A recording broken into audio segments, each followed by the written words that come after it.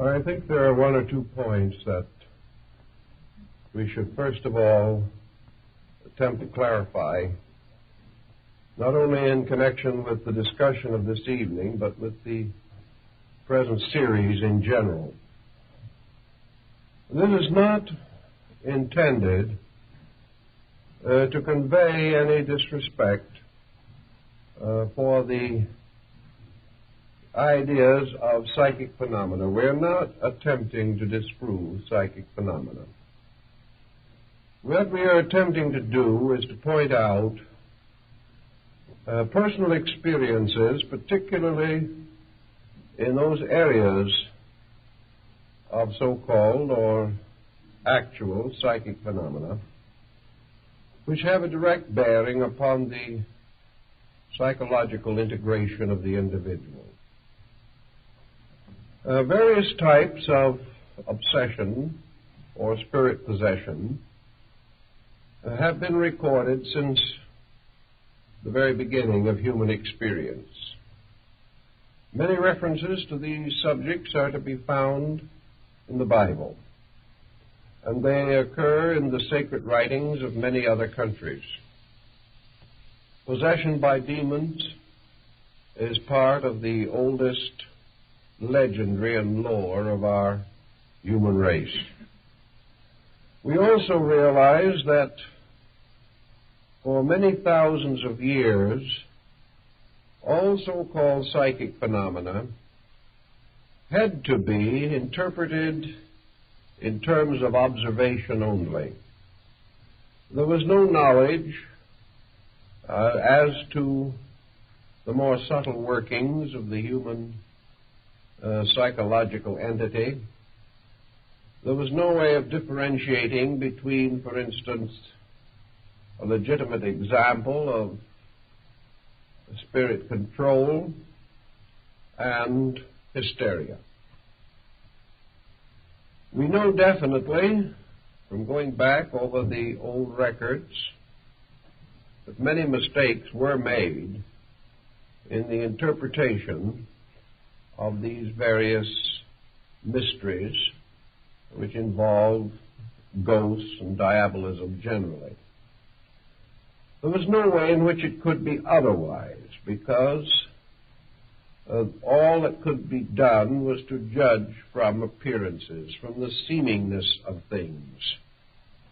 And from this seemingness, even today, we suffer considerably, not only in our objective, but in our subjective consciousness.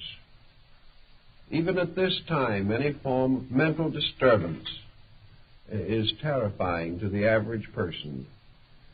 Something in him goes back to the most primitive atavistic experiences of his race. He does not know how to cope with this type of situation. Very often he has no clear concept of right attitude toward the mentally disturbed. He is afraid of them, or else he takes the position that they are putting it all on, or that they could straighten themselves out if they wanted to, and things of this nature. It's very hard for us to handle this type of ailment even now. It is one of the most difficult and thankless jobs in the world. This brings us definitely to several situations that I think we have to clarify. First of all, the term obsession, as it is now used, has two distinct meanings. Obsession in old times and among metaphysicians today implies the control of the conscious faculties of a person by the consciousness of some other being. Obsession, therefore, is really an individual whose inner life has been taken over or stolen from him by something else. And this something else or someone else is now using the body of that person. This type of obsession, of course, belongs largely to the older theological concepts.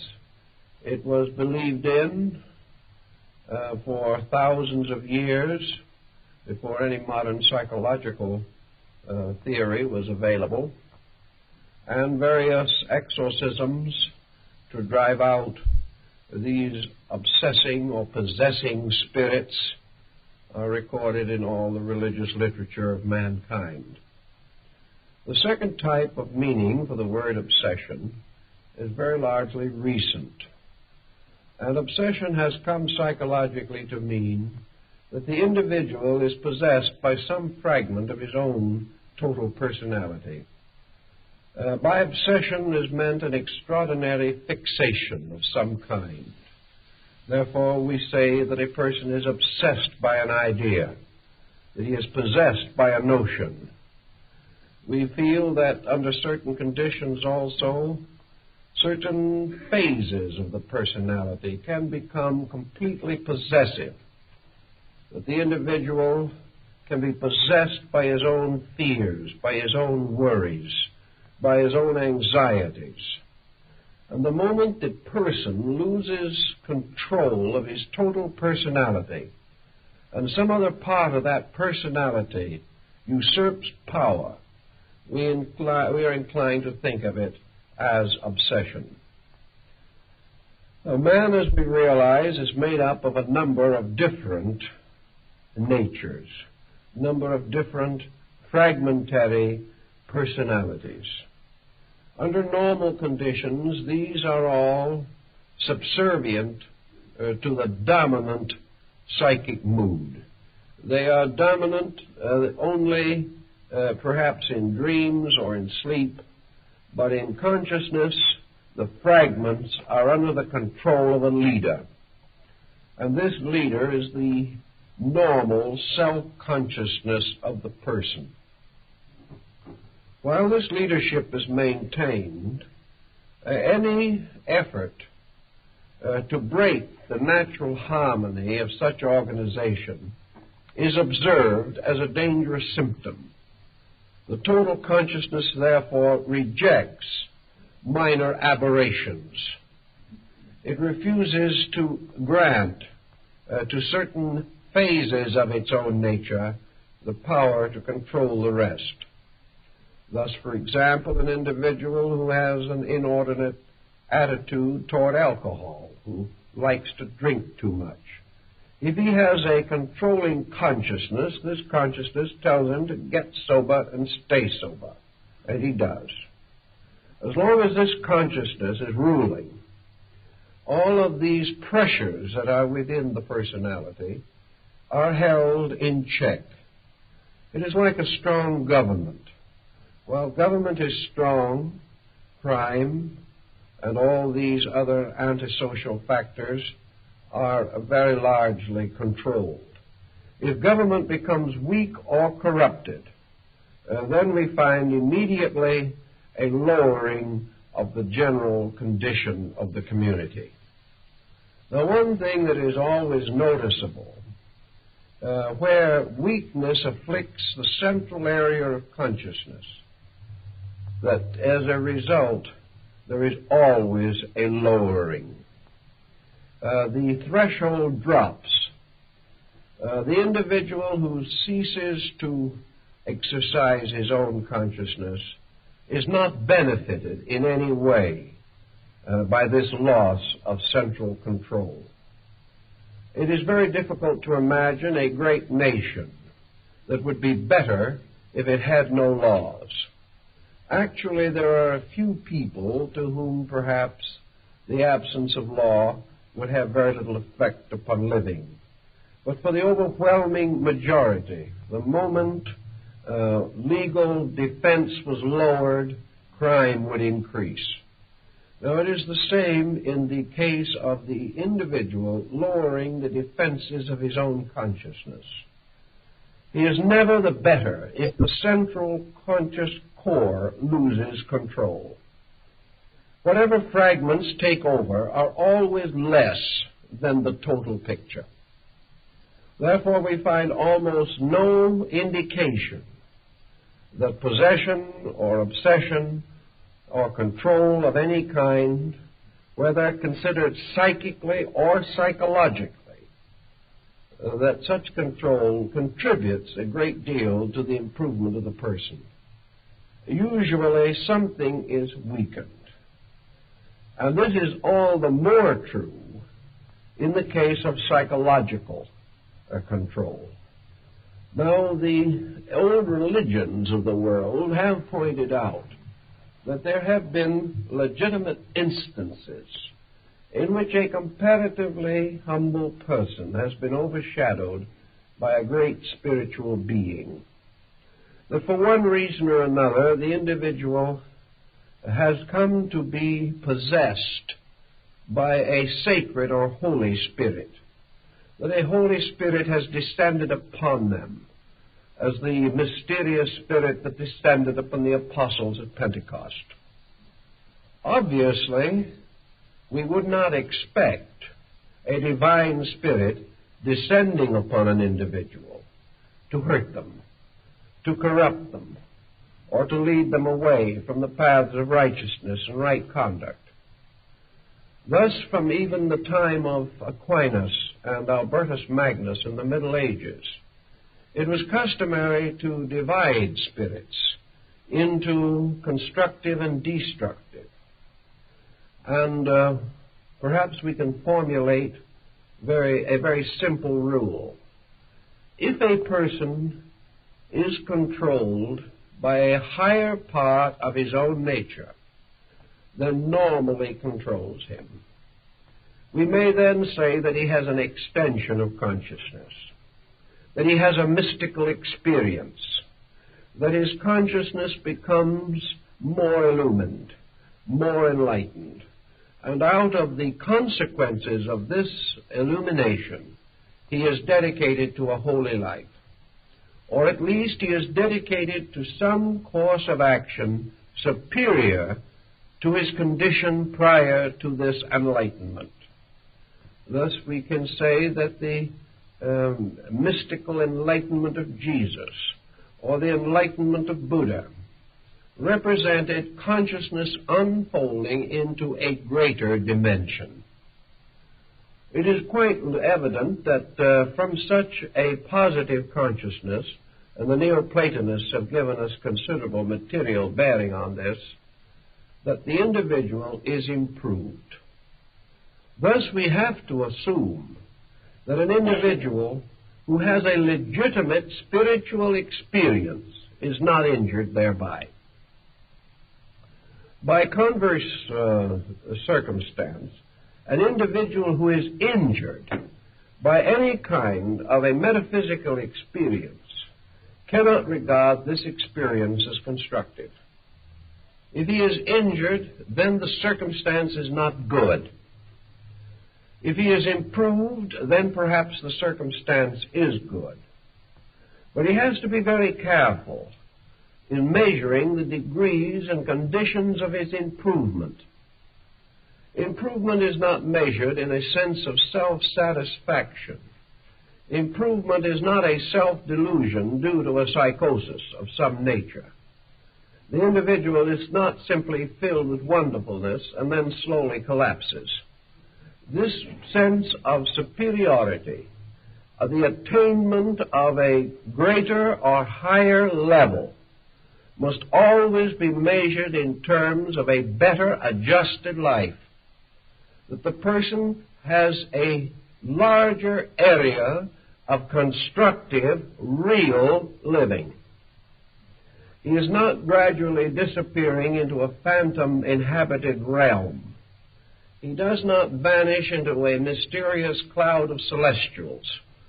The truly enlightened person becomes a more useful, a more reasonable, a better self-disciplined, better integrated individual with better attitudes toward every situation that can arise in life. Therefore, we have no argument whatever with any situation which causes the person to grow. If it happens that he is perfectly convinced that this growth is due to possession by a superior entity, that is his business. if he regards it as the result of a deeper internal integration with his own consciousness, this is also according to his own conviction, and he should follow his conviction. The problem is a very simple one. By their works, so shall ye know them. But if in any problem of this nature that arises, we observe that the experiences are attended by deterioration, then we must question very greatly not only the nature of the experience, but the advisability of the continuance of any circumstance contributing to it. For instance, we have all kinds of funny things that happen. People who will come in and they'll say to me, I had the most wonderful spiritual experience a few nights ago. Will you explain it for me? Now, they're perfectly certain that if they tell me the story, I can explain it for them. And yet there's something strange about a spiritual experience which in no way helps the individual to explain it himself. Here is something that is, to him, a proof of enlargement of consciousness. But the enlargement of consciousness doesn't tell him anything about the meaning of what has happened to him. So we must check this one aside as being, at least, shall we say, doubtful. There is something unrealistic about it. The individual who becomes more and more spiritual without any increase in wisdom or insight, it's a little dangerous situation. It's something that we have to think about very carefully. Now, in the beginning, these situations perhaps are extremely borderline. But I'm reaching the place in life now where I have followed these various situations over periods of years. I have been able to see them work out in hundreds of cases. Therefore, perhaps I have a little better license to guess on these things than some other individuals who have had very limited or no experience.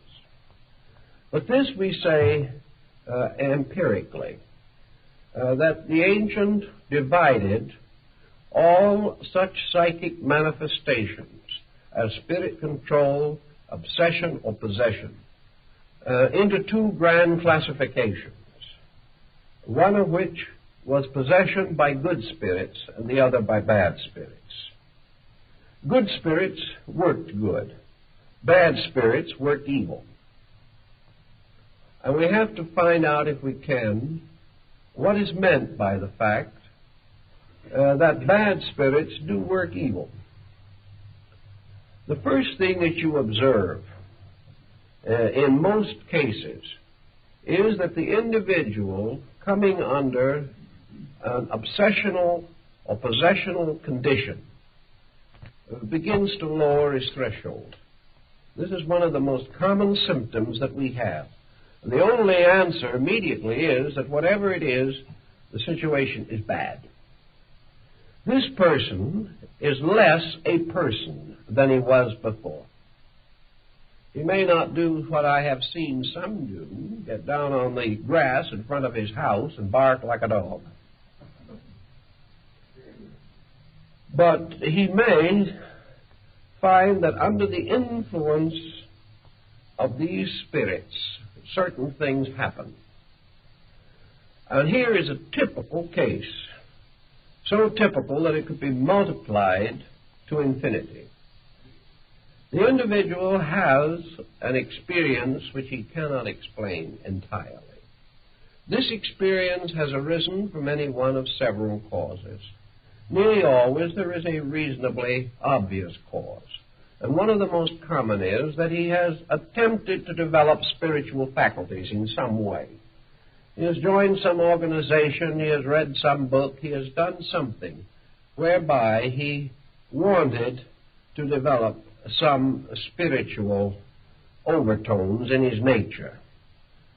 Sometimes if you ask him why he wanted to, the cat is out of the bag. Because you will find in most cases that his motives while good in the common sense of the word, were not good on the level of the thing he was trying to do. He might say, well, I've always been extremely shy, I've never adjusted well socially, I wanted to develop strength of personality. Well, we have courses on the subject. No one would regard this as especially bad, but I think that an individual who is having these kind of personality deficiencies should go somewhere where they can teach him to make friends and influence people. I don't think he should use religious means to achieve this end. I think he should just take any one of the number of courses for increasing charm that are available and leave the matter in the material world where it belongs. Another individual who is lonely or neurotic or has had a broken home, is unadjusted, reaches out into these mysterious zones for almost any one of a number of complicated motives. Most of these motives are not essentially the correct one. This individual does not want to become wiser simply that he may live better in the sense of his spiritual values. He does not want to become wiser for the one and total reason that he wants to dedicate his life to the service of other people. This is not his kind of motive. He wants perhaps to be wiser. Maybe he'd like to do a little good, but maybe he's trying to build a status symbol in himself. There are all kinds of motives, but nearly everyone who gets into these troubles has tried to use some religious or mystical means of unfolding his internal life. He may have gotten into bad company when he started. He may have been totally unfit for the procedure. He may have created a situation within his own nature which was not at all reasonable or practical. But in the beginning, whatever it was, he seemed to enter into a very beautiful summer land. A summer land of a warm, rosy sense of personal superiority. He really is getting somewhere. His spiritual ambitions were beginning to make him think in terms of divinity being just around the corner. He may have any one of a whole variety of minor psychic phenomena. He may get the irresistible impulse to write poetry.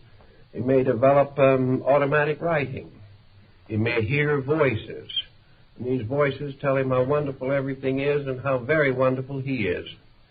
Then gradually, the situation unfolds a little more. He has visions and dreams. He wanders around and picks up a couple of dozen initiations along the way. By this time, he is on his way to spiritual aristocracy. Things are getting more important, more wonderful every moment, and he has also accumulated the manuscripts of at least 3 books on spiritual values that are going to change the course of human destiny. This goes on for a while. Sometimes it goes on for a year, sometimes for several years. And then something begins to go bad. Little by little, these internal experiences lose something of their beauty. They begin to lose something of their purity. The individual slowly begins to sense that there is an evil presence somewhere in this. He begins to suspect very strongly that he is being taken over by some kind of a destructive force. The marvelous ecstatic symptoms of mysticism that he has experienced now begin to be rather creeping, fearful things associated almost with the fears and frights of a person in a haunted house. Little by little, these spiritual forces around him turn into demons. They plague him. They won't let him sleep. They cause all kinds of strange sensations in his body. They attack his emotional structure. They increase his animal instincts profoundly. Little by little, he becomes frightened to death of some kind of a Pandora's box he has opened and cannot close again. And instead of going on to greater and greater bliss, he gradually sinks into a terror that not only can destroy his happiness, but may very well ultimately destroy his reason. Now, this pattern is so familiar, so constant, that it is very difficult not to give it some consideration. In the early stages of the problem, when everything is beautiful, you can't tell the person that he's headed into trouble. After he gets a little way into trouble, you can't tell him it's his own fault. He won't believe you anymore. And when he is in really deep trouble, you can't do anything for him because he will not accept any reasonable attitude toward his situation. All he wants you to do is to tell him how terribly somebody else is injuring him. Now, in this procedure also, the individual, gradually sensing a rising tide of evil around him, who begins to sense these negative forces creeping in, whose sleep is disturbed, who has this sense of the presence of hatred and hateful things, begins to try to explain it. Who is trying to hurt him? Well, at this stage of the game, he can hit on almost anyone. Sometimes these people turn on their very nearest and dearest friends, accusing them of every kind of psychic malpractice. Sometimes they turn upon religious leaders, whom they regard as being responsible for their condition. Very often they turn upon any individual who has a mysterious look or who has perhaps in some way seemed to be distantly related to the situation. From that time on, this strange injury becomes a problem of psychic malpractice. The individual suffering from the situation can only think of one answer. Someone is attempting to destroy him. And as it goes on and on and on, he gains greater fear of this destroying thing. And because of its gradual inroad upon his own consciousness and integration, he loses by degrees any power to resist it. He loses any way to solve this problem. And if by some chance he might be the victim of some person who is sending evil thoughts to him, he is sure that these evil thoughts are arriving. In most cases that I have known, people who are supposed to send evil thoughts haven't got enough energy in them to send anything, and no skill with which to direct anything they did send. But to someone who is being hurt, each of these other weaklings, these persons who have no real knowledge of anything, take on the appearance of Svengalis. Each one is endowed or imbued with tremendous black and evil forces. Before it's over, the person is simply fighting back in the ghost world of Central Africa or something of that nature. He's back in the jungle of the witch doctor and the juju man, a jungle of Bhutan, as it is called in the West Indies, a jungle of sorcery and witchcraft that seems strangely and mysteriously out of place in the 20th century world in which we live. But to those who suffer, this is nothing funny. Their own problem is an extremely serious and difficult one. And they are gradually bringing themselves into a situation of mind and emotion in which they are going to fight desperately against help. And as it becomes more and more obvious the situation that they are in, they become more and more like the truly mentally sick, who will accuse everyone who tries to help them of wanting to hurt them more. It is a very discouraging, confusing, difficult situation. It is because of this type of thing, which I have seen repeated so frequently, that I am slow to advise anyone to lift this lid of the Pandora's box. There seems to be very little that can come out of the box that is worth the danger associated with it. Individuals who have dabbled with these subjects have become founders of organizations and leaders of movements, and they have developed followings, and their followings are getting into trouble all the time. No one seems to know what the real facts are. Everyone is sure that they are living in a world of vampires and warlocks. They believe definitely in werewolves and werebats. And there is nothing in these legends of Dracula that they have not experienced in some way. Now, this isn't really a very happy state of affairs. It seems so desperately unnecessary. It would seem as though something within the individual should pick him out of this dilemma at an early date. Why he does not pick himself out of it perhaps is best understood when we analyze problems involving alcoholism and narcotic addiction. There comes a time in both of these when dependency upon an abnormal situation becomes so great that the individual no longer even struggles to restore normalcy. Also, if you have had many years of this type of situation, it is very hard to face it. It is hard to face the fact that you have deceived yourself or you have been deceived by others for perhaps the best part of a lifetime. People cannot face these emergencies.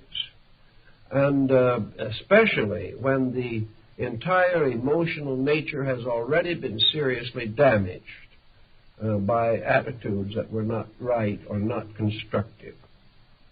I doubt very much if psychology, as we know it today, can do very much for what might be termed advanced cases of this difficulty.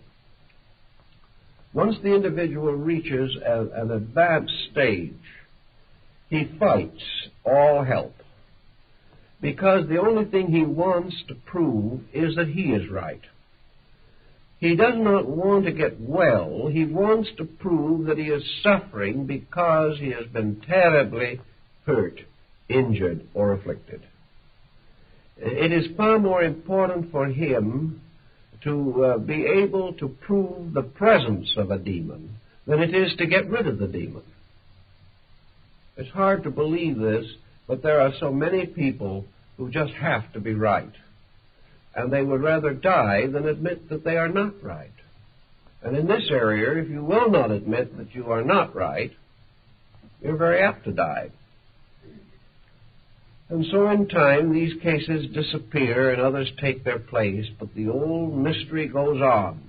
And while the area is comparatively limited, the difficulties within it can be extremely terrifying to those who are picked up in some such a situation.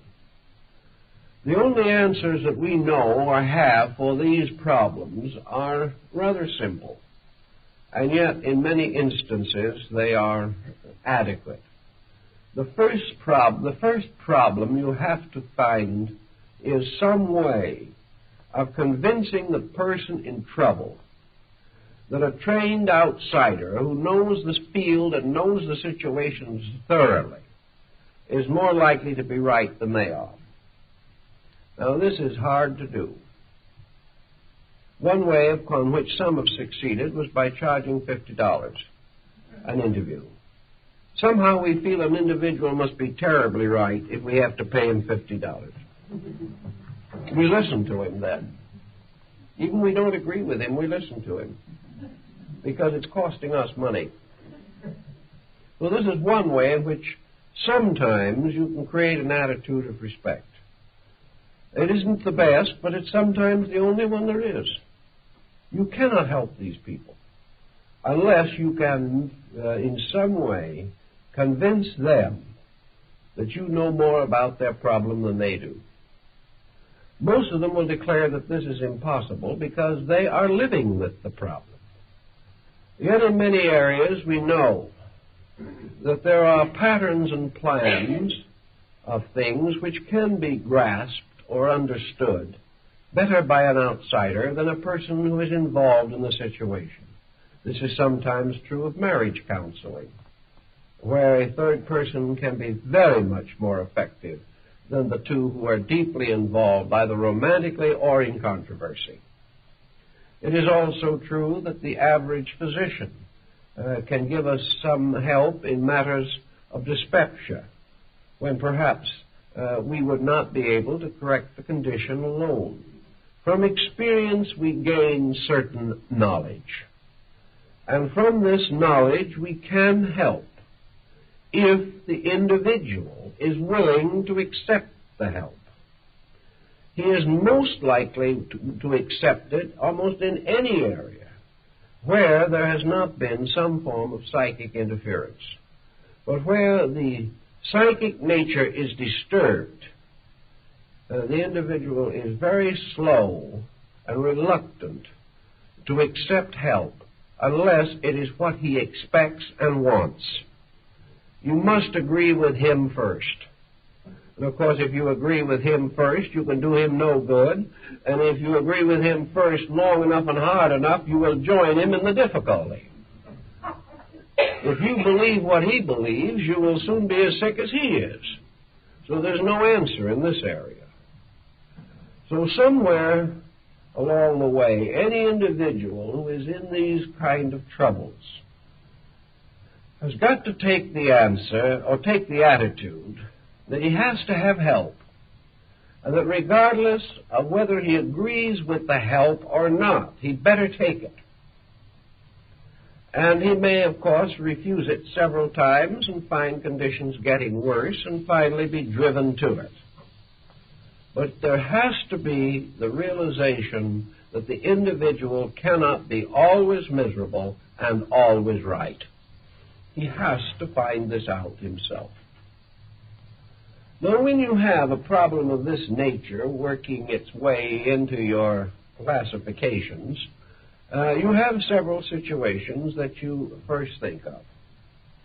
To the average person involved in some form of mystical problem, the only question is to distinguish, if possible, the nature of the offending spirit, or the possessing entity, or the obsessing demon.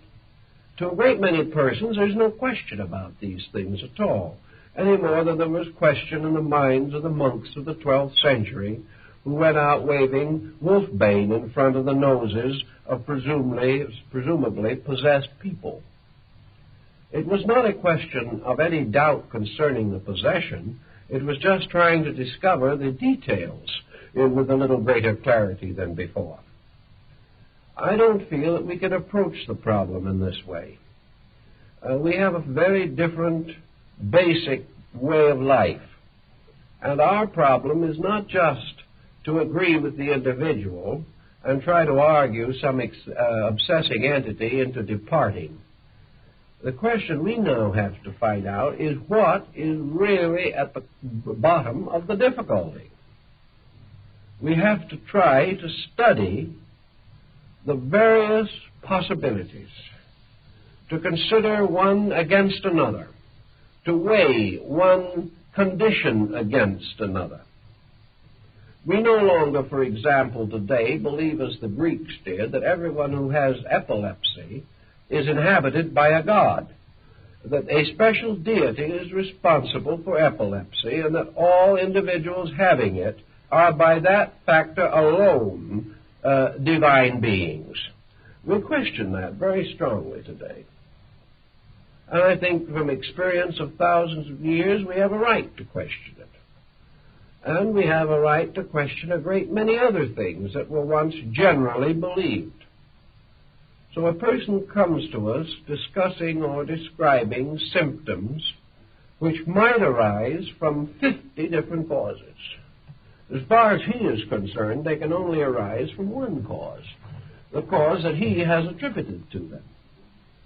But if we go no further than to pat him on the back and say, that's right, we are not helping him any. Because if he is right, he is in worse trouble than he probably thought he was.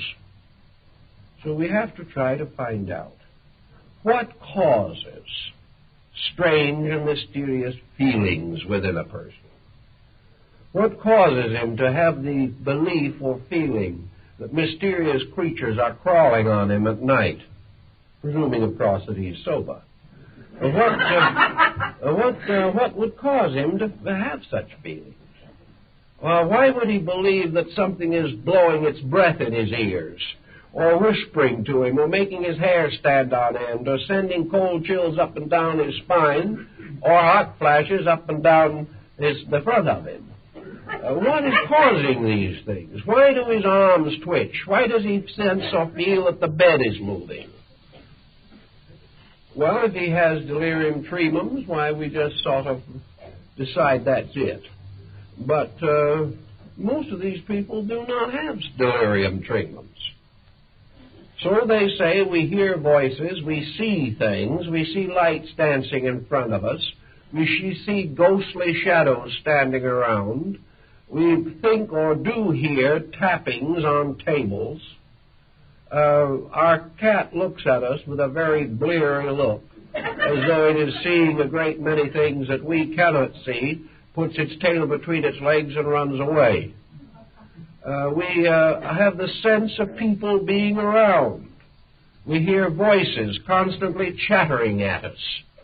We smell strange odors, all the way from fragrancy to the most abominable smells. The house seems to shake. We've lost all our friends. The situation is well out of hand. Now, what is the cause of it? Well, we can get advice in a number of ways.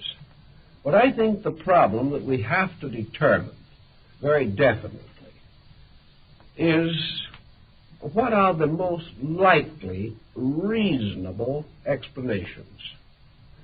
Not what is the most fantastic one. Not what is the one that will permit us to keep all of our previous beliefs and go on having these miseries. But what is it that would help us to find out what is wrong and what can we do about it? So usually when an individual comes in with a situation of this type, we recommend a complete physical checkup. It is so prosaic that they look at us with the deepest sense of, say, almost repugnance. They didn't believe anyone could be stupid enough to make that suggestion. But it pays off in a great many cases. We find that these symptoms are present in various combinations in a great many physical ailments. These symptoms also sometimes announce the inroads of sickness. If the symptoms are quickly caught, the individual makes a good recovery. If physical symptoms are mistaken for spiritual symptoms and the individual tries to combat them by mental means year after year, he is liable to wake up someday in too advanced a case of physical sickness to hope for a recovery. So let us be very simple about these things and very direct. I have known cases of very complicated metaphysical symptoms that with a little interpretation could mean almost anything, that were finally traced to high blood pressure. And when the blood pressure was corrected, the symptoms ceased. Now, a legitimate spiritual entity does not depart because the blood pressure is normal. Therefore, we have every reason to assume that any treatment that removes the symptoms permanently without addiction to any drug or medication must have come fairly close to the cause. We also find that a great many of these symptoms arise from compound stress pressures. We find that individuals do not always have the same kind of battle fatigue in this world. what we used to call a nervous breakdown can arise from any number of different causes. It can arise from any stress that reaches a condition when it becomes unendurable. And each person has a different breaking point. Now, some individuals, when they have a truly nervous breakdown, simply have a general dislocation, we might say, of the sympathetic nervous system. They simply become nervously uncoordinated. They cannot stand strain. They develop symptoms of hysteria. They are unable to work. They have to have a rest, and they have to allow the nervous system to recuperate. An ordinary, old-fashioned, well-developed nervous breakdown, while it isn't an ailment at all, is simply fatigue. It is something that has worn us down. Now you say to an individual, is there any possibility that your ailment is a fatigue ailment? Are you suffering from nervous exhaustion? The individual will say, of course not. I haven't done anything to cause a nervous exhaustion. And so you press back into the life a little bit and you find 3 unhappy marriages.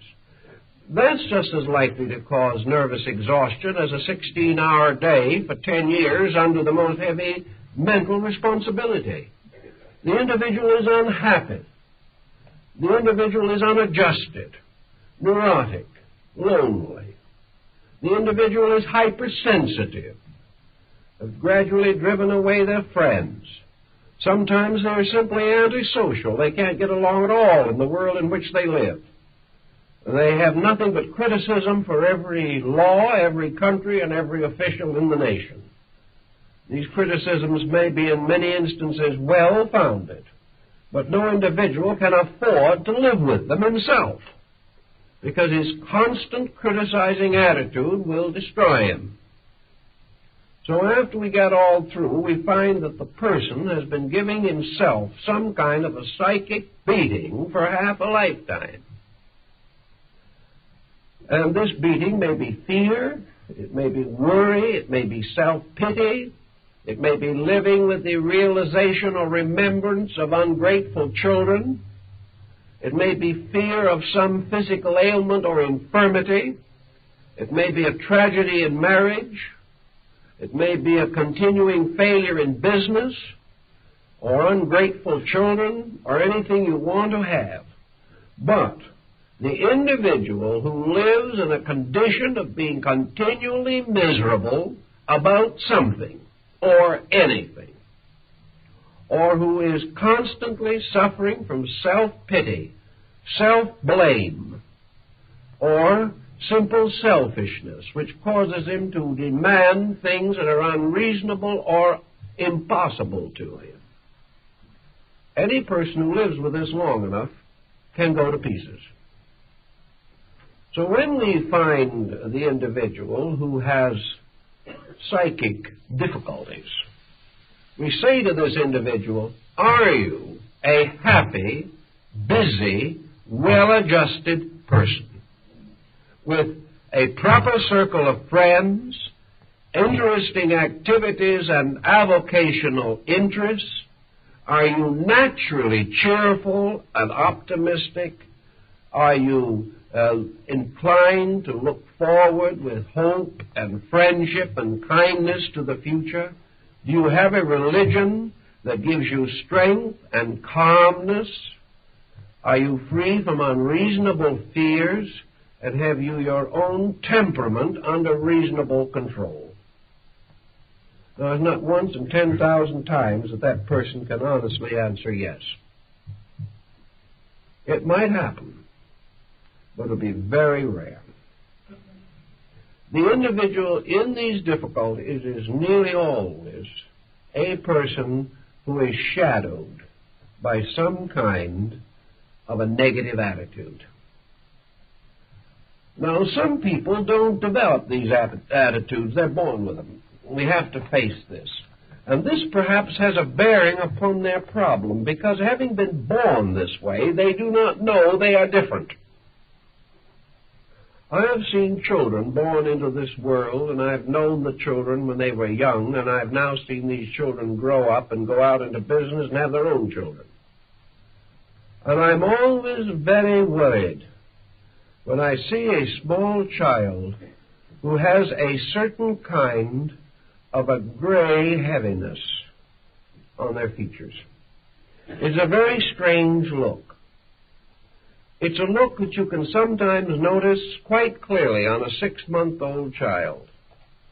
It is a kind of, broodingness, a kind of sulkingness, a look in which the face and the eyes seem to be strangely shadowed, not by any color that you can really see, but as though the sun was under a cloud when it was shining on them.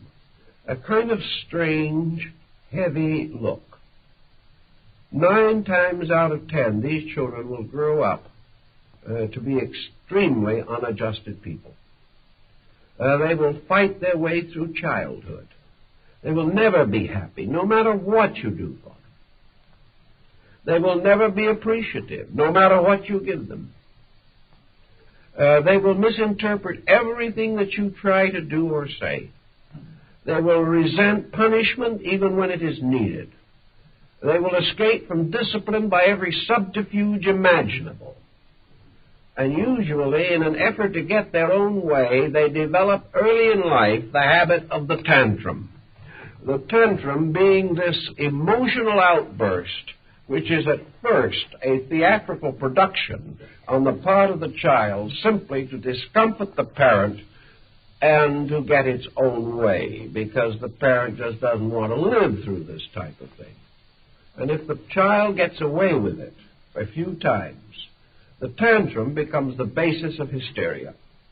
And from that time on, in every emergency of life, the individual will slip into an hysterical condition.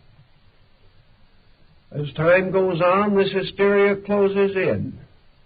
Wherever we have, therefore, any of these severe temperamental pressures, we have an individual who can gradually create a variety of reactions from within himself which he cannot understand. Hysteria is a mysterious term.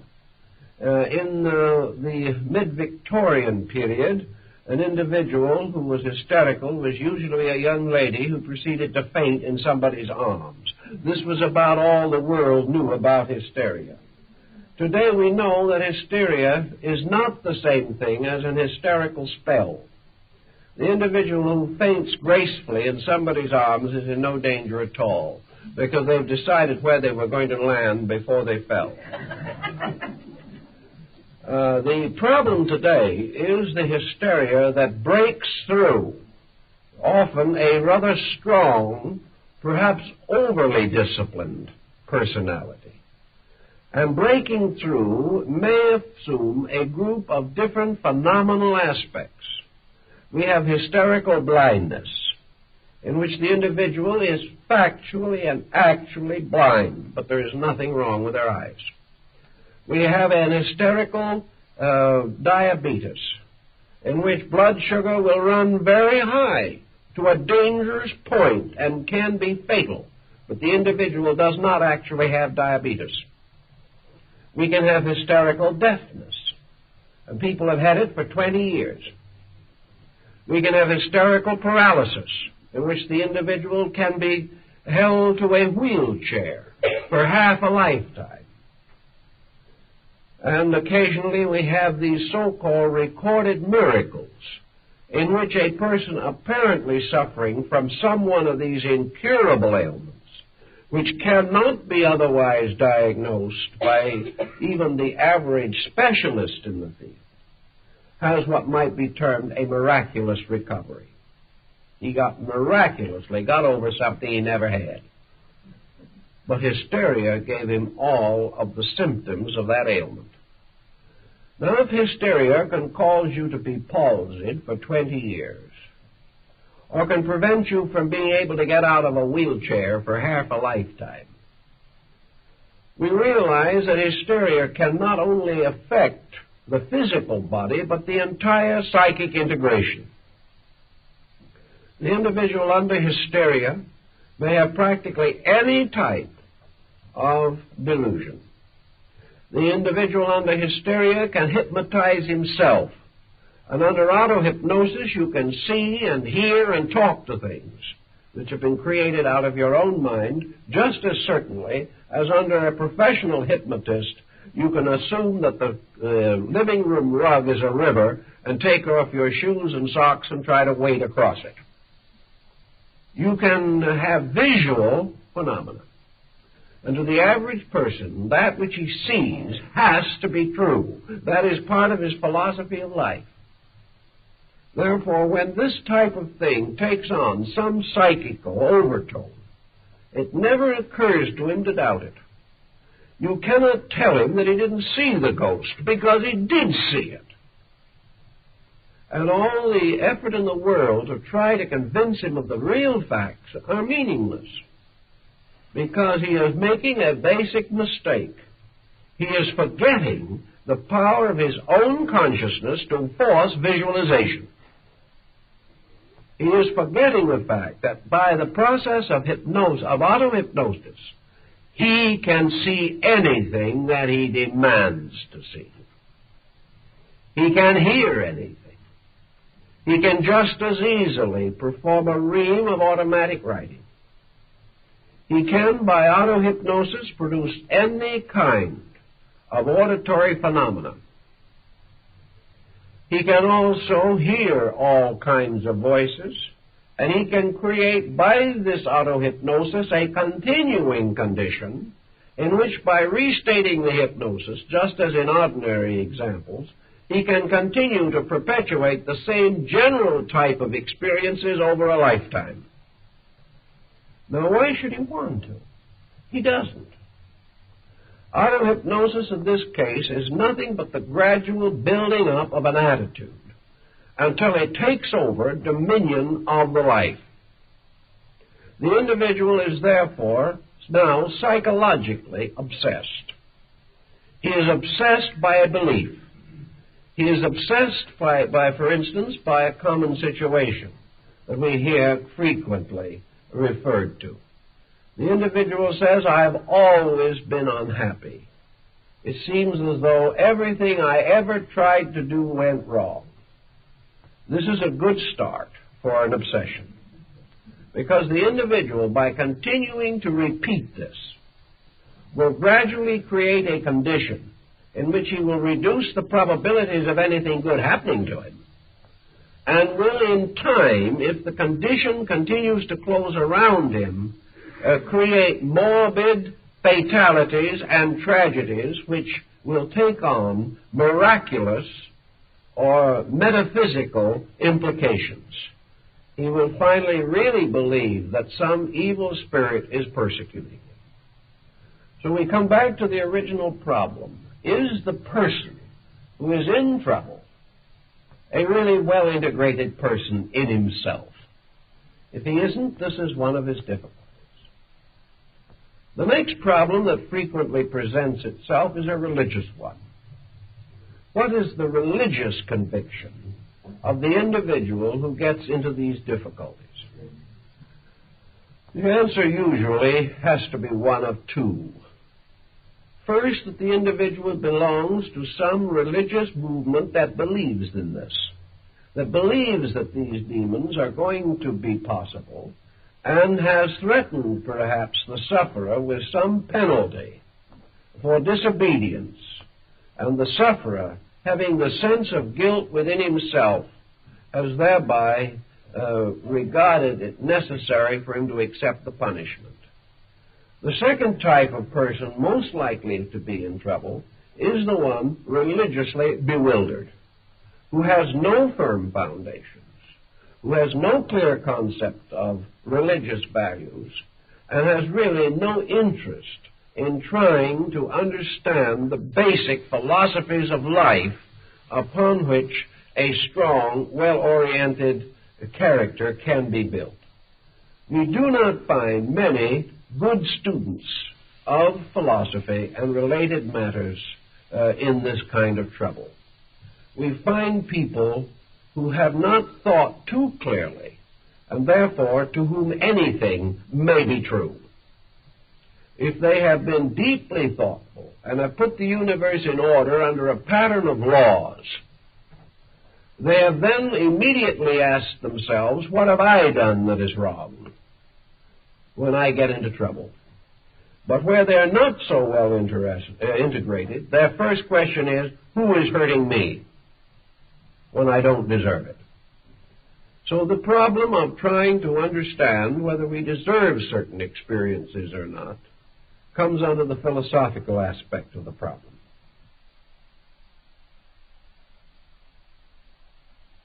But we have these two general areas.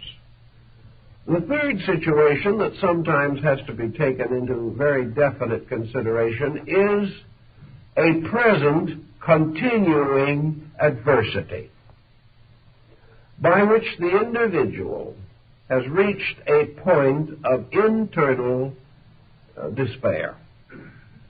If the individual is living in a factual situation for which there is no apparent remedy, if he is bound to conditions which are hopeless, if he senses or sees no probability of future improvement, if life to him means only the continuance of a situation in which life is not worth living, then this individual begins to seek desperate methods of escape.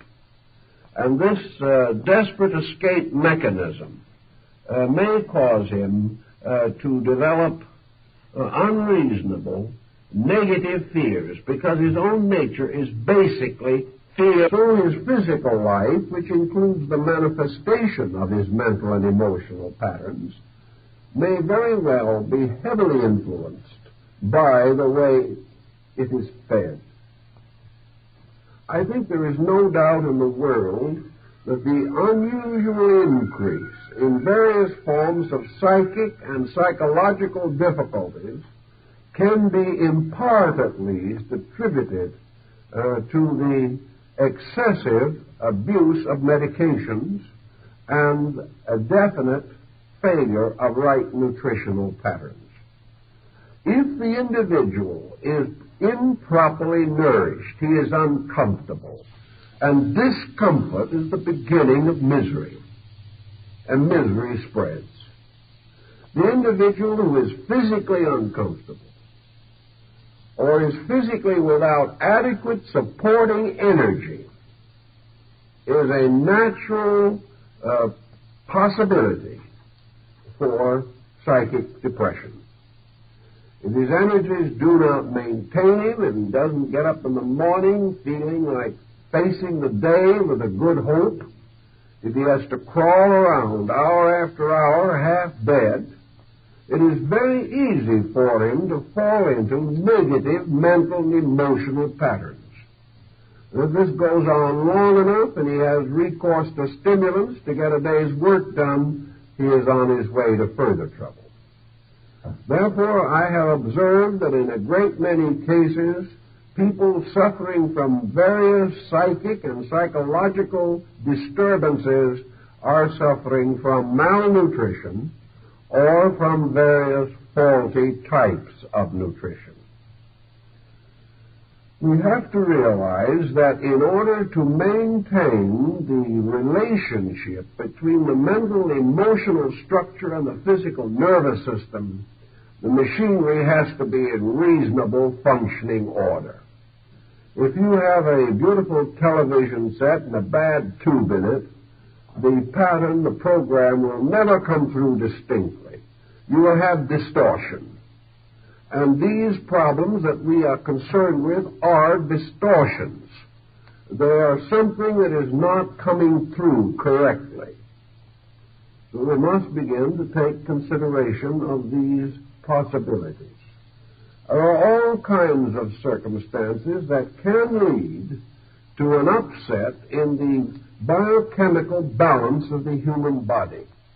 If this is badly unbalanced, we will have mental and emotional symptoms as inevitable results.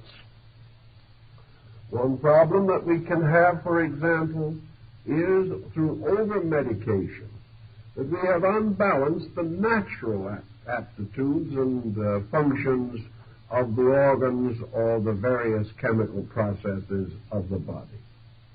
We can open ourselves to one kind of sickness while taking medications against another. We also know that we are all subject to adulterated foods and various substitutions within our food patterns. We know that we are not able to be sure that poisonous materials are not present in at least small degrees in many food products as preservatives, and that gradually we may be undermining our health in the vain process of trying to keep alive. Now, probably the system will handle a certain amount of this abuse with fair ease. And if the nature is otherwise well integrated, the person may have an occasional spell of low vitality, but he'll snap out of it. If, however, the nature is at the same time naturally neurotic, and its energy resources are depressed, it is more and more easy to fall into holes in the dark.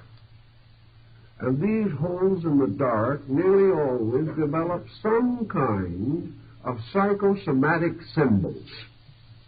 These holes in the dark never simply speak to us with some ghostly voice and say, "You're short on calcium." We never get this kind of a situation. What we have is the same hollow voice warning us that some neighbor of ours is working witchcraft on us. Our minds never seem to run to the subjective statement of reasonable things. They always get a little strange when they don't feel good. And this danger is so common in symptomology that any physician knows all about it and has encountered it countless times. In cases where proper remedies cleared it up and there could be no correction, no doubt as to the correctness of his diagnosis. So we have this type of thing to consider.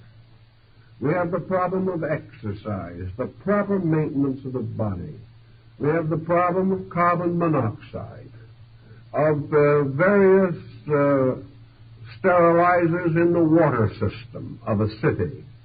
We have every type of thing you can think of, fighting with our health and our survival. Not necessarily killing us, that would be rather too simple. Rather letting us suffer for a long time, in a state of being about 2/3 alive and 1/3 dead. Now, the 1/3 that is dead, however, will never lie down. That 1/3 will haunt the other 2/3 as long as we live. Then when we get a little further along in this problem, I've noticed a number of other problems that have come along that are interesting. Just as surely as we have physical allergies, we have psychic allergies. Some individuals cannot wear wool without breaking out as though they had strawberry rash. Another individual cannot stand a certain type of house paint. He breaks out with a rash that looks as though he had been rolling around in a bed of poison ivy. All kinds of allergies arise in the personal life. Now, we all also have psychic allergies. We all of us have certain things which psychically or psychologically we particularly resent. When we get too close to these things or they move in upon us, we promptly get sick. We rebel against them. And just as certain types of poison can cause convulsion, so we can have a very definite psychic convulsion if we are exposed long enough to certain psychic pressures. Which pressures they are in each individual we can only learn as we learn what allergies may be from a great deal of testing. But it is perfectly possible for an individual, otherwise quite happy and contented, to have powerful psychic antipathies to people, powerful psychic affinities to undesirable circumstances or characteristics, or to be in a position or condition to be made sick by the repetition of an event. All this type of thing may have its bearing on the psychic integration of the person. We could go on to a great many other different problems. For instance, defect in hearing, or defect in vision, or the injury to any of the sensory perceptions, or a basic permanent injury to some part of the nervous system, or an old chronic accident. These can all give trouble. Then there's another thing that can give so much trouble that we almost think that it represents one of the primary curses of the human race, and that is poor elimination. Poor elimination is responsible for more pseudo-yogi experiences than any single cause. The individual becomes so toxic that he is not sure whether he's heading for perdition or nirvana. He can have everything that would normally be associated with narcotic or alcoholic intoxication. And neither the narcotic addict nor the alcoholic very often sees anything nice. He always sees hurtful, dangerous, evil things, slimy things, things that seem to rise from some strange lower world, not things that are beautiful and fine and noble, simply because the psychic integration will not permit him to live on a level of alcoholism and at the same time of the capacity to experience subjectively beautiful experiences. It's just not possible within the gamut of the human framework that such things should occur. Then we do have the lurking possibility, always, of course, of genuine mental disease. We have the possibility that the individual is sick, sicker than he realizes. But this, in most cases, is not essentially true. I have seen a great many cases in which the patient would certainly have been regarded as an advanced mental case by any normal mental specialist who did get himself out of his condition well and did pull out and make an excellent recovery without medical help at all, simply because it is almost impossible today to detect the difference between a pseudo-ailment and a genuine expression of the same situation.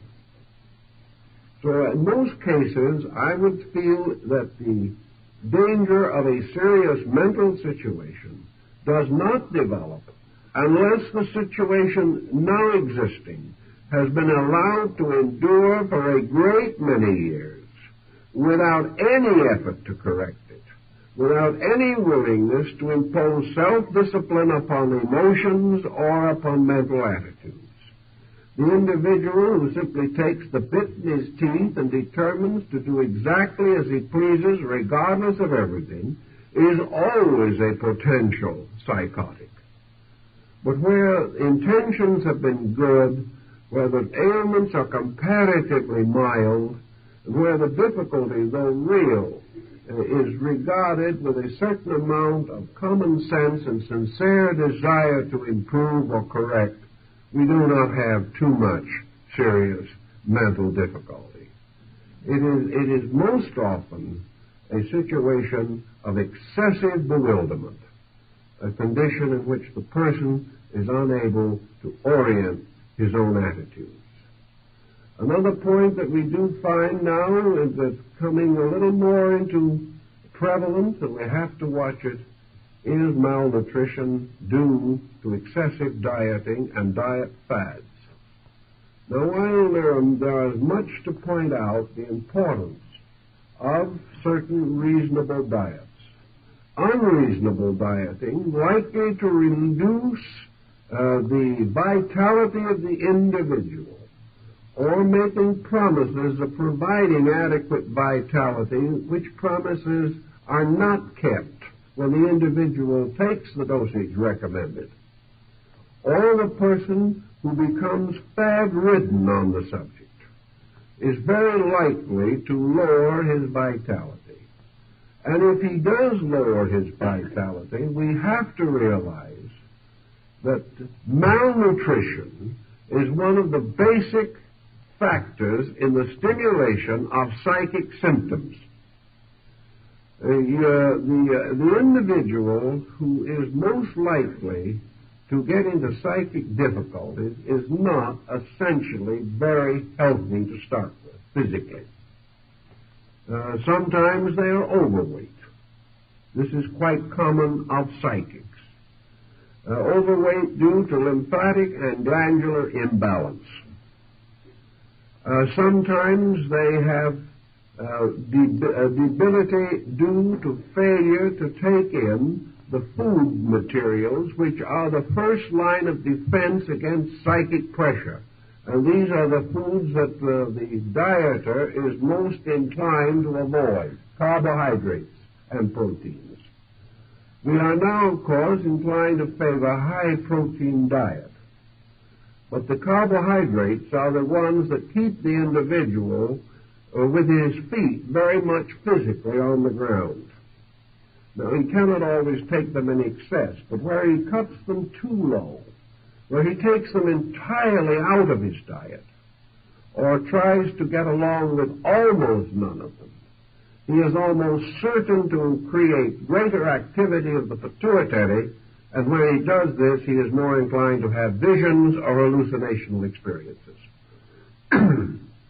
So that when we get someone who's in trouble, we try to check some of these things to find out whether the difficulty arises from some basic mistake that the person is making.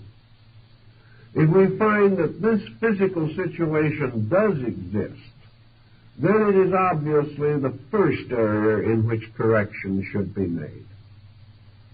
The individual, incidentally, who will not correct these simple physical situations, if they are found to be present, is a very poor candidate for any psychological correction. If he will not do the common simple things that other people in all areas of life have learned to do, it is very difficult to convince him to do any extraordinary things. And here's where, of course, the old magicians wage their strange magic warfare of their own. And it's a complicated and curious world, and it leads to all kinds of deceits and difficulties. But our ancestors long ago began to be rather shrewd about these things. They said to themselves, let's assume for a moment that this individual is frightening himself to death. We can send him to the priest or the philosopher who will counsel him. We can send him to the doctor who will warn him. But this individual has reached a state of fear hysteria in which he simply won't listen.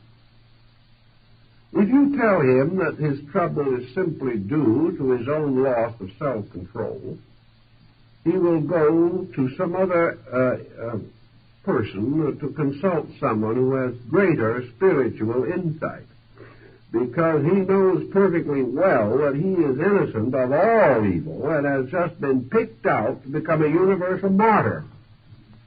So if we don't appreciate this, he hunts for someone who does. And he'll always find them in the course of time. But his condition will remain the same or get worse. But this he doesn't realize. So back in the days when these problems were perhaps more prevalent than they are now, our ancestors developed probably quite subconsciously a strategy to handle them. The individual who was the victim of his own fear evidently was quite an impressionable soul. He was easily impressed by something, even if it was only fear. Therefore, you could use his own impressionability to create a new attitude. So the remedy consisted of giving him another magical factor which would give him self-confidence. You sort of used one remedy against another. If you found the person was suffering as the result of frightening himself out of his wits, you then gave him a sort of courage potion that would make him believe that he was master of all he surveyed. Now, this courage potion could be most anything. It could be an amulet that he wore on his hand or around his neck, which made him very certain that while he wore this amulet that had been blessed and had been properly consecrated for the purpose, that none of these spooks could get near him. And, of course, if he was devout and the amulet had sufficient authority back of it, he probably didn't have any more trouble. He had changed his own basic thinking. The same problem very largely applies when we're trying to get people today out of moral difficulties. If we can cause these people to believe that there is a moral force in nature which can help them, which is stronger than their own moral weakness, if through prayer or meditation or concentration or through some simple religious exercise, these people come to believe that they have available to them some source of good that is greater than themselves, they then develop a kind of new courage, a courage that may be stronger than the fear that hurt them before. This gives them a new look at life, a new point of view. They suddenly say to themselves, I can control this situation. I can master it. I am bigger than the situation. And if they will repeat that inwardly in themselves and come to really believe it, they can break down the counter-suggestion that is causing the trouble. So we have here a battle of suggestions. We have an effort to substitute a constructive attitude for a destructive one. And that is the way that most ancient peoples fought out this particular difficulty. And they found that the most useful agencies in accomplishing these ends were religion, which gave the individual a faith in God, philosophy, which gave an individual a faith in truth, or a faith in right, and in some attitudes, or some areas, science, which gave him a faith in skill, or the ability of the physician to bring about the cure. Even today, many rural doctors have found there is no medication equal to a bread pill. Today, however, they don't use bread so much. Cornstarch is the favorite in capsules. And if the capsule is large and hard to swallow, it is much more efficacious. But these people realize that, many doctors realize that the patient is frightened. Frightened not because they are really sick, but because of some strange symptom. Perhaps they have bought the old almanac and have found that they have all the ailments that are threatened in the almanac. So the doctor gives them the universal cure-all, and they feel better very, very rapidly. Of course, we also had in the old days a number of most efficacious tonics that were used by the farming people very extensively. We don't know too much about the more subtle ingredients of the tonic, but there's no doubt that the 18% alcohol was beneficial. The individual certainly was cheered by this addition to his diet, and it was possible for respectable teetotalers to use it because it was a medicine. So whatever changes these attitudes often breaks up problems. But unfortunately, we can't always depend even upon this type of situation for help. We have the person who really or psychologically, however we want to view it, is in trouble. He is in trouble to the point that it seems as though there is no easy way out for him. He has gotten himself mixed up in a situation which neither he nor anyone else can actually wave a magic wand and bring about his recovery. Many of these people who get into difficulties as a result of organizations that they have belonged to write to the leaders of these organizations and ask for help. Usually the leaders cannot give them any, because the leader himself doesn't know what to do with this kind of problem. The member believes that the organization is to blame. Actually, the organization carries only secondary responsibility. There has to be something in the person who is in trouble that made it almost inevitable that he would be in trouble. And if he had not joined that organization, he would have joined another one. And if he had joined no organization, he would have still had a nervous breakdown from the pressures of his own personality. So the individual who is really in serious trouble, but still sufficiently integrated to realize that he is in serious trouble, has to face a rather long and thorough process of rehabilitation. He has to recover just exactly as a narcotics addict has to recover. He has to do it the slow, hard way. And he should have a certain amount of directive. But if he is not willing to follow directive, there is no power in the world that can force him to do so. So presuming that we have one of two situations, which as far as their treatment is concerned, is the same for both.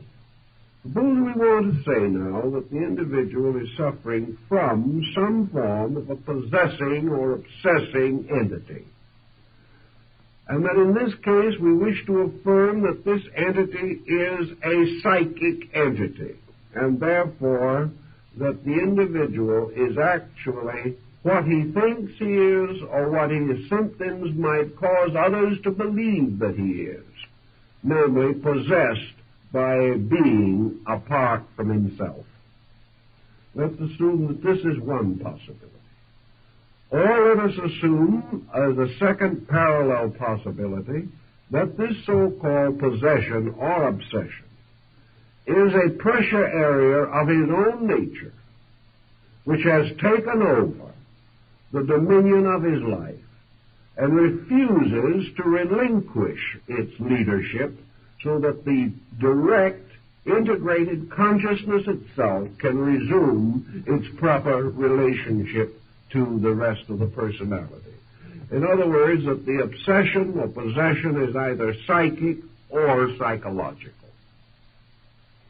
Now, in either instance, and the problem is essentially the same in both cases, whatever is done must be done to reorganize the power of the entity itself.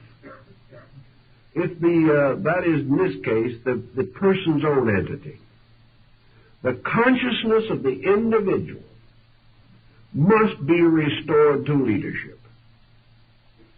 It must be restored to leadership because it is able either to displace some other entity or displace some other area of pressure that has usurped authority.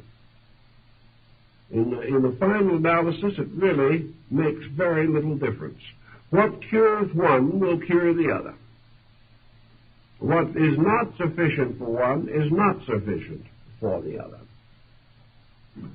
We all realize that no matter how we want to view this, the most destructive emotion in the universe is fear. Fear is the greatest killer that we know. Fear can stop your heart as quick as a bullet. Fear can stop any function of the body, the emotions, or the mind. And an extraordinary paroxysm of fear or of terror can accomplish almost as much damage within the body of a human being as the release of a hydrogen bomb. Fear, as the ancients all pointed out, is that emotion which creates a relation of negation, by means of which the individual is open to everything that is bad, everything that is weak, everything that is wrong. There is nothing that can create a criminal more rapidly than fear, even though he may be full of bravado about it. There is nothing that can cause us to compromise our ethics any more rapidly than fear. There is nothing that can destroy our integration, our orientation in life more rapidly than fear. And according to most psychics who have explored the invisible constitution of man, fear destroys all the natural defense mechanisms of the magnetic field against the possibilities of obsession, the possibilities of infection by bacterial organisms, or the possibilities of contagion. And these fear motives also destroy the power of the body to take in energy by closing, compressing the various channels through which vitality can reach the body. Therefore, fear completely enervates in time. It leads to all kinds of desperate actions and usually causes the individual to multiply his karma many-fold very quickly. If, therefore, a person is fearful, he becomes wide open to every negative factor of life, the universe around him, and the pressures of his own personality within him. Fear lowers his defenses and his resistances. And when anything becomes the object of fear, the individual who is frightened is defeated then and there. Consequently, fear will help to intensify any type of psychotic situation. As surely as fear is the great destroyer, as we have mentioned, faith is the universal medicine. So fear is the poison, and faith is the remedy for nearly every situation that can arise. If the individual wishes to assume that he is the victim of an obsessing being of some kind, the only possible way of outwitting this situation is to remove the importance of it as a psychic factor in the integration of the person. If he will not be afraid, if he simply declines to fear, no negative factor can get very close to him. And any factor negative that is close to him can no longer achieve any particular effect. And we may assume that nothing in nature will remain indefinitely engaged in a profitless undertaking. The moment the individual ceases to be afraid, he mends the tears in his own magnetic field. Fear opens the solar plexus, and whatever mysterious negative forces we believe to exist outside of us, the solar plexus becomes the mirror of death. These forces move in through the opening of the negative areas of life. Everything that is evil is essentially negative. Everything that is destructive is negative, because negativity is destruction. Everything that tears down is negative. And everything that supports negation increases and enlarges it. A person who is negative is in trouble. But if to this negation is added jealousy, we have a double negative, and the individual is in more trouble. If his natural negation plus the jealousy increases worry, he has three negative factors. If later, in addition to worry, comes criticism or some form of hate, we have more negative factors. So everything that is wrong builds up negatives. And when the individual has enough negatives, he falls apart. When he has enough negative situations, the individual himself ceases. The individual who is nothing but a mass of worries, fears, anxieties, neuroses, selfish pressures, self-interest, self-centeredness, all of these negative things, when there is nothing but this type of thing functioning in the individual's life, or at least these hopelessly overbalance every other consideration, the individual simply ceases to be an individual. After John Doe has enough of this negation built up in him, he simply isn't John Doe any longer. He is simply a hole in a psychological darkness. And you can call him John Doe if you want to, but his real name is negation. And the real name of the devil in ancient times was also negation. So this negative situation means that the person has voluntarily relinquished the leadership on his own life. He has turned it over to his anxieties, to his doubts, to his timidities, his uncertainties, and to a large degree his natural orneriness. He has found, or to his own satisfaction, that he'd much rather be angry than be healthy. Only he doesn't make the comparison. But as by degrees he relinquishes his integrity center, he simply ceases. Now there is an old saying that some ancient scientist is credited with, to the effect that nature abhors a vacuum. When the individual has made a first-class vacuum out of himself,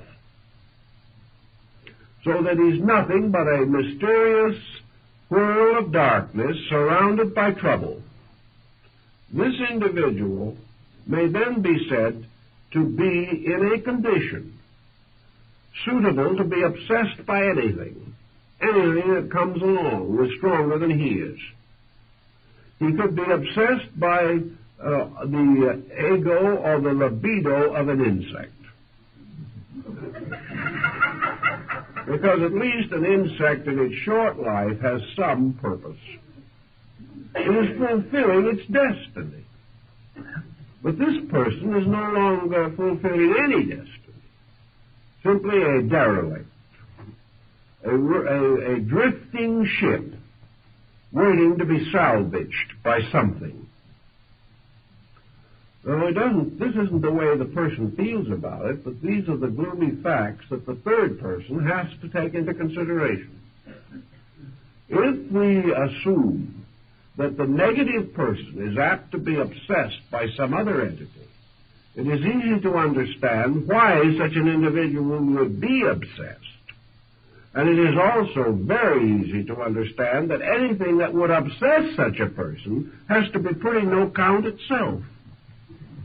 Because no entity of great value, power, and insight is going to obsess an integration that is so negative and so worthless that nothing good can be expected from it.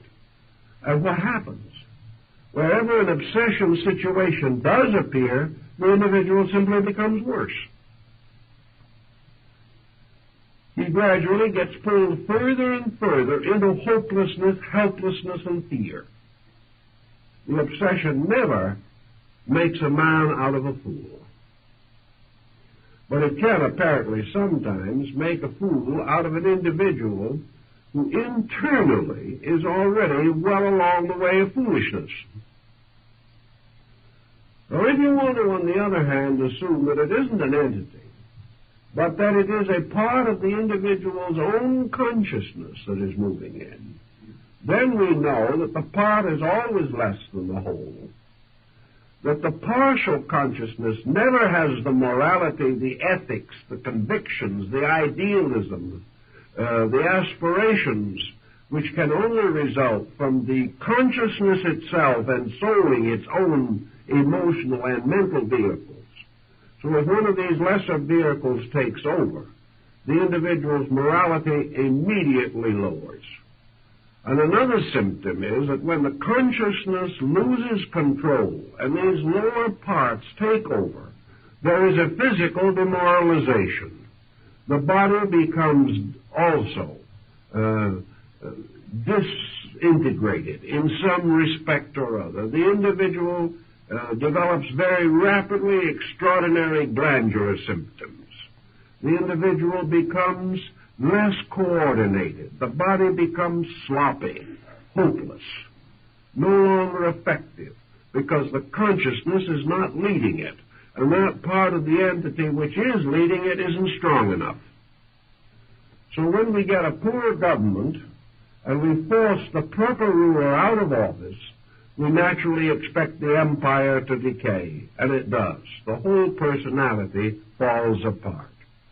And some one of these several different personalities which can exist, sometimes more than one, fighting for dominion, will create a multiple personality problem. But in all these multiple personalities, there will very seldom be found anything that is truly noble, truly, really fine.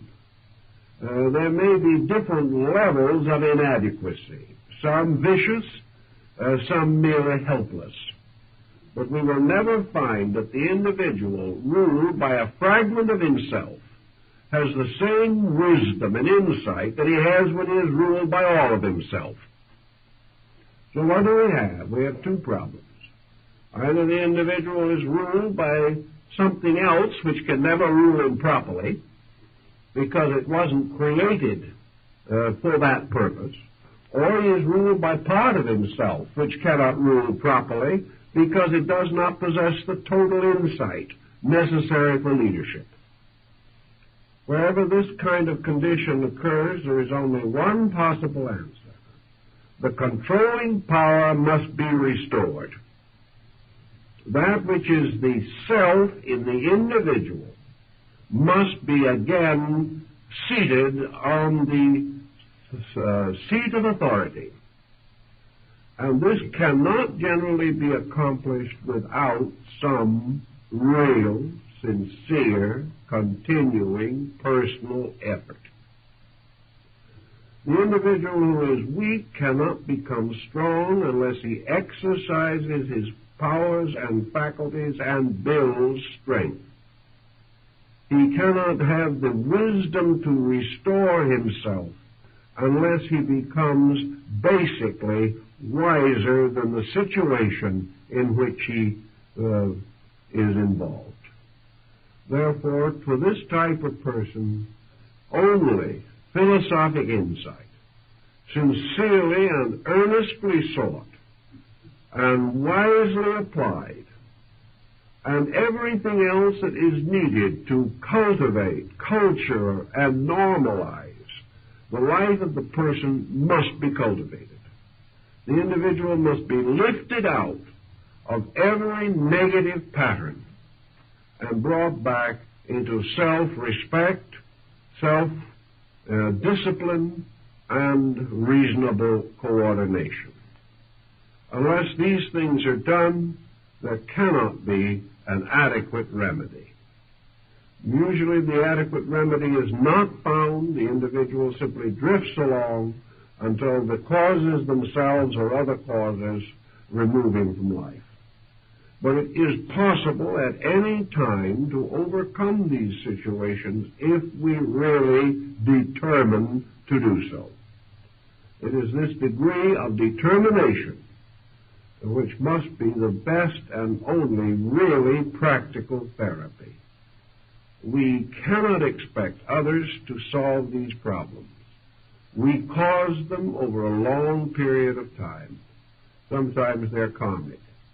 We must solve them by becoming greater than the problem.